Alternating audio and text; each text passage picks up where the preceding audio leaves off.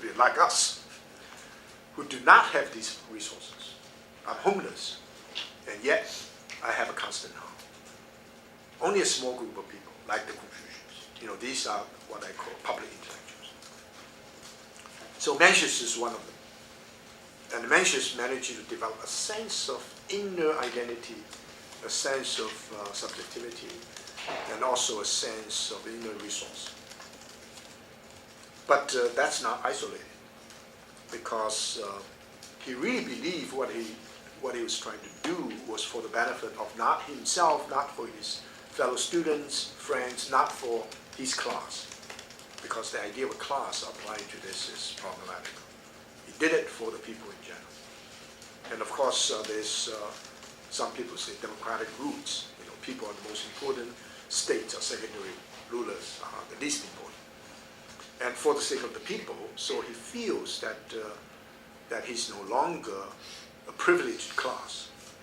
He's totally ecumenical. And the third one, we know that he followed Confucius. And Confucius followed Duke of Zhou. And so he has strong historical consciousness. What I'm doing here is not necessarily just temporary. For example, let me give you an example which is personal, but probably not even true. That I'm here at a great institution, and I don't like any of my colleagues. I don't have any respect for the administrators. I even know hypothetical. Don't get me wrong. And I don't even like my students. Yet I'm happy to be here, because I know this is the place Emerson, William James, Whitehead, all these people are part of this ethos. They created this ethos. So I become friends with these people. So this contemporary scene may be useful for me, but they're not going to overwhelm me in such a way. If they are no good, I feel myself is no good, right? This is a very, very important notion. Mencius look around, all these rulers, these people, and there's no way that he will have any respect. So he said, you look at a ruler, don't respect this guy. This guy is a small person, totally observed or totally obsessed with profit. And how about me? Well, I'm not powerful, but I am a transmitter of a great way.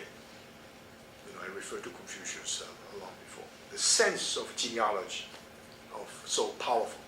The other one is that I do this not only for me, for our generation, 4 generations to come. So this, I would say, prophetic or humanistic vision.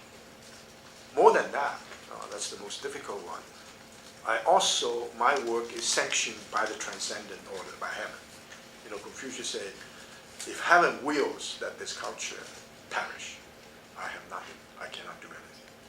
If heaven will this culture not perish, then also these people who are going to do harm to me will not do harm to me. This is both a sense of mission, a sense of vision.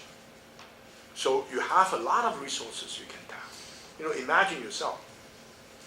If you're totally obsessed, if you do not do well in the class, you're not going to position yourself in a way that you will be able to get a good job.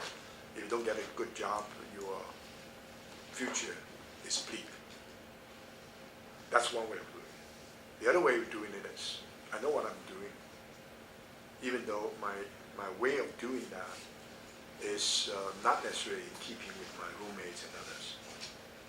But I know if I'm successful, I can do this. If I'm not even successful, there's something I still want to do. And that's a different sense of what you do. And this can be cultivated very early on, even in high school.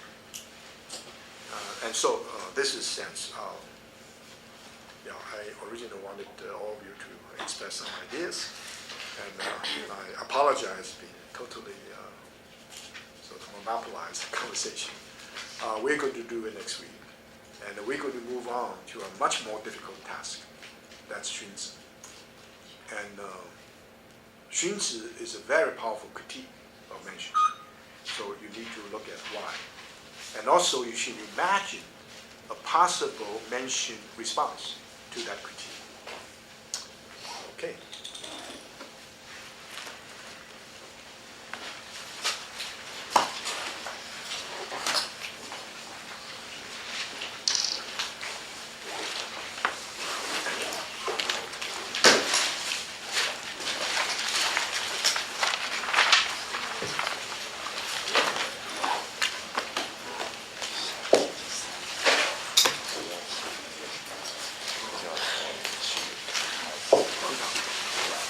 Just a couple of things.